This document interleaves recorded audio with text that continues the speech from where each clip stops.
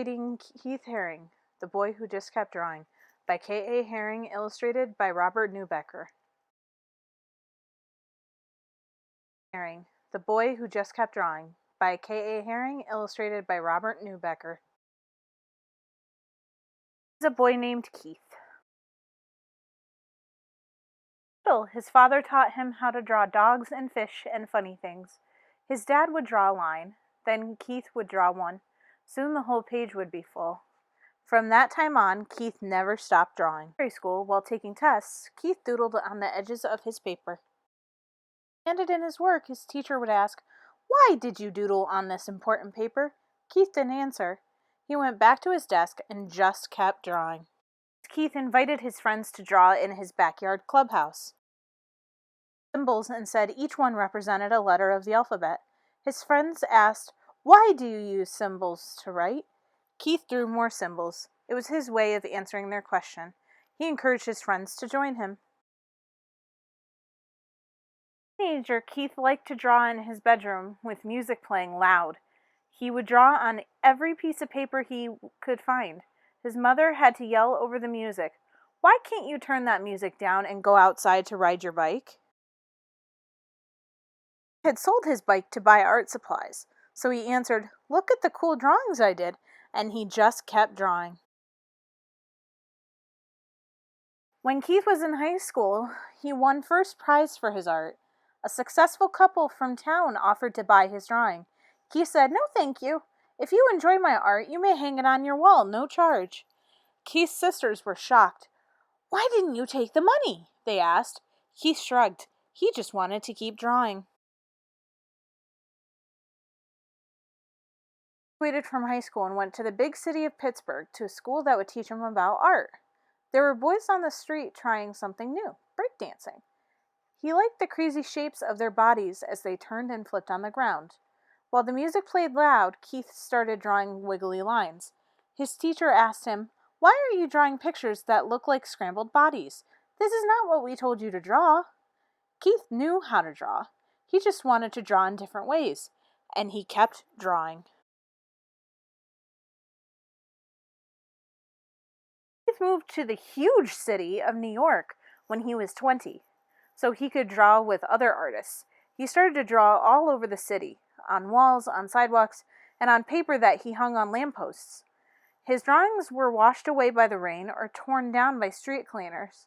Other artists asked Keith, "Why do you draw in places where your pictures are erased?" Keith didn't hear them. He was searching for another wall so he could keep drawing.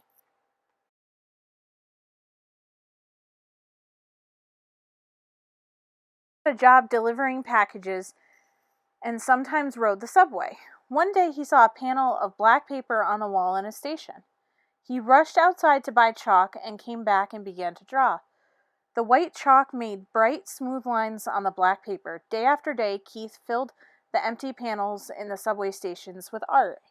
Soon people who rode the subways were looking for the white chalk drawings. No one knew the name of the artist, but his drawings were easy to recognize. People asked him, "Why are you drawing here? What do your pictures mean?" Keith said, "What do you see? You decide what they mean."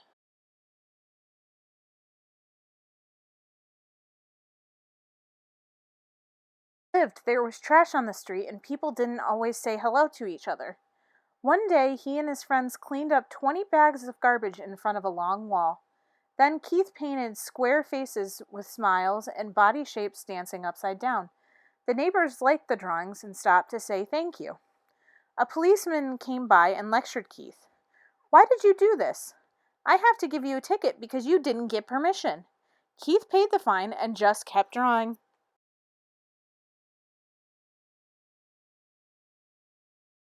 People wanted to see more of Keith's drawings, and he was asked to display his work in an art gallery. Art was hung from floor to ceiling, and in between he painted on the walls. Keith invited everyone to come and enjoy his work. All of Keith's artwork sold. The gallery owner asked him, "What are you going to do with all this money?" Keith said, "I read in the newspaper that there are children who don't have enough to eat. I didn't have this money yesterday, and I was happy. If I don't have it tomorrow, I'll still be happy. All children need to eat. I'll send this money to them." The gallery owner gasped. Why? Keith just smiled and started to draw again. People were inviting Keith to draw in famous museums and exhibit in galleries all over the world. He was proud that he had become a successful artist, but wherever he went, Keith insisted he paint a mural so everyone could enjoy his work, not just the people who had money to buy it. During a visit to Paris, France, Keith painted on the outside of a children's hospital, 6 stories high. Newspaper reporters came to take pictures and asked, "Why did you paint at the hospital? Do you think it will make the sick children feel better?" Keith didn't have time to answer.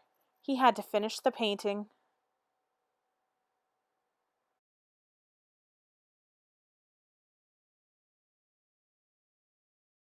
The Statue of Liberty was 100 years old. Keith drew an outline of the famous statue on a huge piece of vinyl fabric.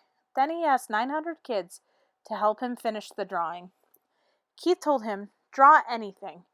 Whatever you want. No one can say it's bad or good. It's yours."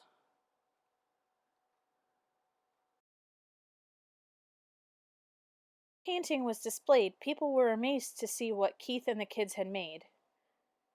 But the art critics couldn't understand why a famous artist was drawing with kids.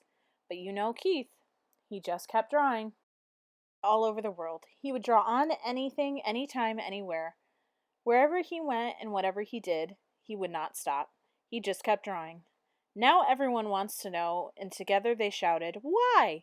Why do you draw all the time? Why do you give your artwork away? Why do you draw on buildings, on people, on clothing, on furnitures, on subway walls, on cars, on skateboards, on walls that belong to no one, and on things to be thrown away? Why do you draw on everything?"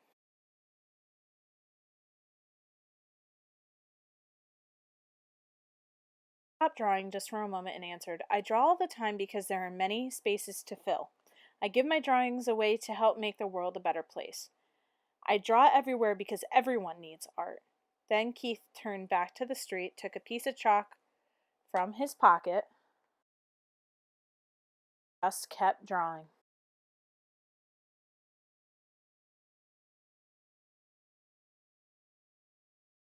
I hope you enjoyed Keith Haring, The Boy Who Just Kept Drawing by K.A. Haring, illustrated by Robert Neubecker.